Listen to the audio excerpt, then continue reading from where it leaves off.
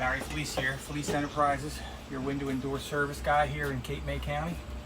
Today we're going to be changing out the rollers on two 200 series Andersen gliding windows. Issue being they are very difficult to slide back and forth. Home is on the water, and these are from the 80s, so between dust and dirt and salt air. I don't know if you can, will that focus on that? Mm-hmm. There's the old hinges, and as you can see, there's the new ones. So every so often it's recommended you just go ahead and replace them. And that involves pulling the panel.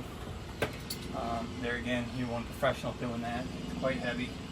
You don't want the thing coming in down on anybody's head. So give me a call, 609-889-9500. Thank you. This one's all rusted out. I'm gonna have to drill it out. Okay, rollers have been installed, and it's like night and day. The rail was also cleaned.